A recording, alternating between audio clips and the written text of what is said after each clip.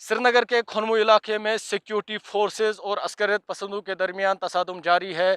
ये तसादुम आज सुबह शुरू हुआ था। बताया जा रहा है कि सिक्योरिटी फोर्सेस को इलाके में अस्करियत पसंदों के छुपे होने की इतला मिली थी, जिसके बाद उन्होंने कार्रवाई की और पूरे इलाके का मुहसरा किया।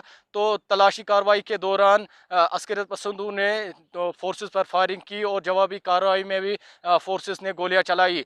इब्तिदा में जब यह तसादुम शुरू हुआ था तो इसके इब्तिदा में दोनों तरफ से गोलियों की आवाज़ें सुनाई दी, लेकिन उसके बाद इस वक्त अभी इलाके में गोलियों की आवाज़ें नहीं सुनाई दे रही है। ताहम फोर्सेस का मुहासरा लगातार जारी है।